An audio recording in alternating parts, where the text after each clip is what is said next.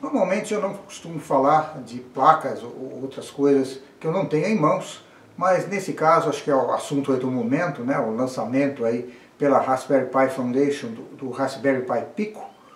Então eu queria fazer alguns comentários aí sobre ele. A primeira coisa que eu vou falar é que eu não gostei do nome. Para mim, Raspberry Pi é uma marca aí associada a uma linha aí de placas aí, que são verdadeiros computadores, né, rodando Linux, com você poder ligar o vídeo, certo? Enquanto que essa placa nova, né, o Raspberry Pi Pico, eu vou chamar ele aqui de Pipico, ele é uma placa de microcontrolador, assim, algo mais parecido, mais poderoso, né, que um Arduino, né?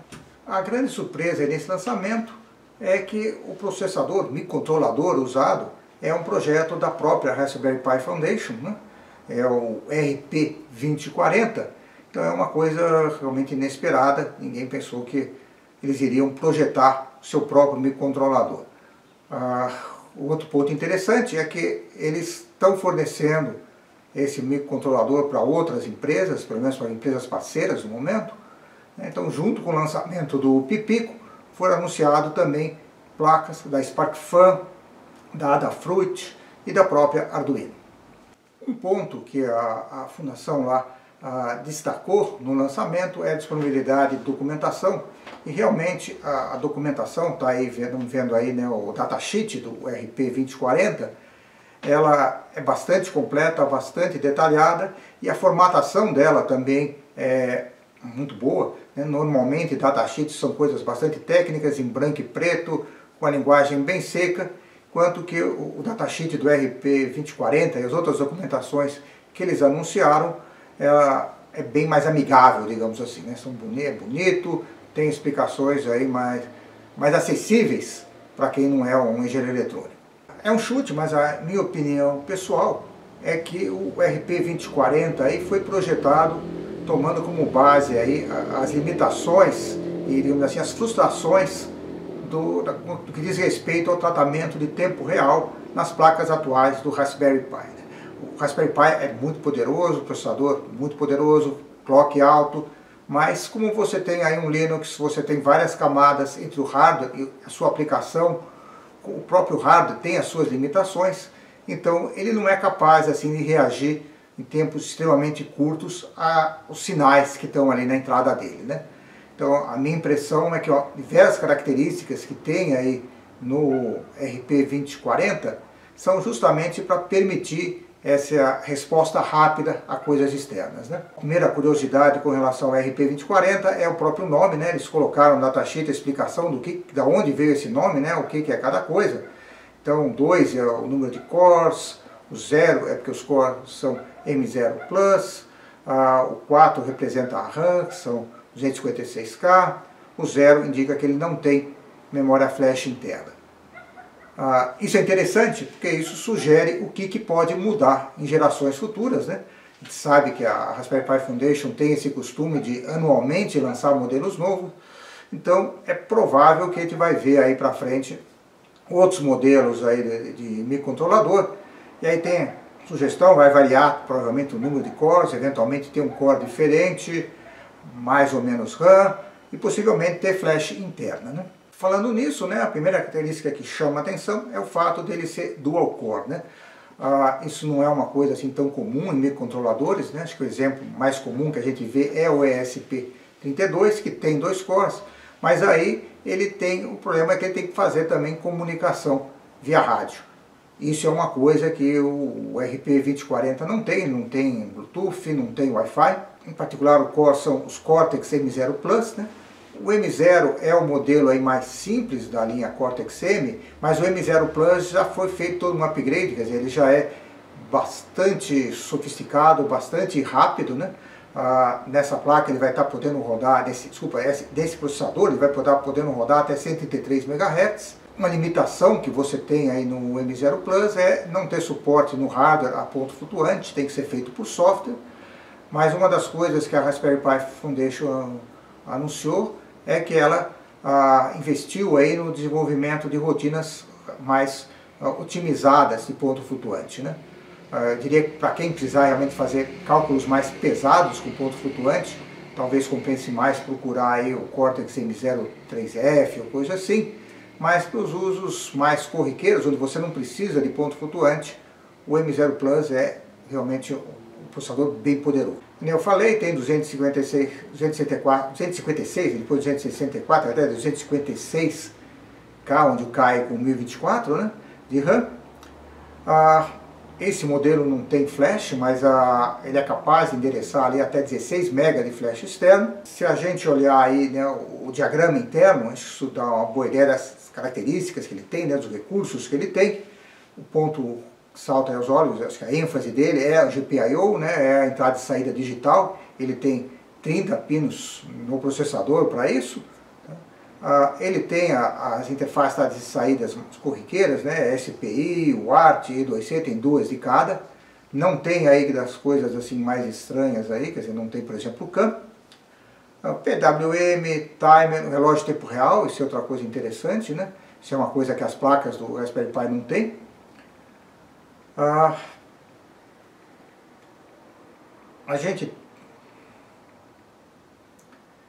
Ele tem também USB, isso é uma coisa que as pessoas criticaram um pouco, porque o USB é 1.1, eu acho que a crítica não é nem tanto de o pessoal está enxergando aplicações que demandariam aí um USB 2, mas pelo fato de que faz muito tempo que ninguém falava em USB 1.1, assustou um pouco a gente ter isso, né? Por último, chama a atenção ali, os bloquinhos ali que ele chama de PIO, né, ou que ele fala ali, né, o PIO State Machine, onde ele tem até 8 desses blocos, que são verdadeiros processadores com um conjunto limitado ali de instruções, voltado ali para comandar os GPIOs, para comandar a entrada e saída, né? Então, existe muita curiosidade de ver o que o pessoal vai conseguir fazer com isso. Um dos exemplos deles é gerar os sinais de vídeo de VGA colorido, tá? Então é uma aplicação que demanda aí um bom desempenho, e eles conseguiram isso usando esses bloquinhos. Um outro recurso que o RP2040 tem é a parte de ADC, né, o conversor analógico digital. Isso também é uma coisa que não tem na placa do Raspberry Pi, mas ele é um pouco modesto assim. Não nas características em si, ele é capaz de fazer conversões de 12 bits, tem uma taxa razoável, mas isso em todos os microcontroladores, realmente o que tem internamente é um ADC só, e ele tem um MUX, né, uma chave seletora, digamos assim, para selecionar o sinal de um de vários pinos, né? Então você pode aí ter vários sinais, não consegue amostrar todos simultaneamente, é um por vez, mas você pode ter vários pinos, né? No caso aí do RP2040, ele tem somente 5 entradas aí nesse ADC, né? Uma delas é um sensor interno de temperatura, então tem somente 4 pinos aí do microcontrolador que podem funcionar aí como ADC, certo? E curiosamente a placa Pipico, ela só usa 3 desses pinos, o 4º pino não está acessível nela. Então, o Raspberry Pi Pico, ele é uma placa, eles falam até que é breakout board, quer dizer, o objetivo dele não é ter um monte de coisa na placa, é mais exercitar o microcontrolador, fornecer uma quantidade grande dos sinais dele nas bordas da placa, né, para serem acessíveis aí. Ele vem, além do RP2040, ele tem 2 MB de flash, eu disse, ele pode endereçar até 16, 2 é uma coisa bem pequena, entre aspas, né?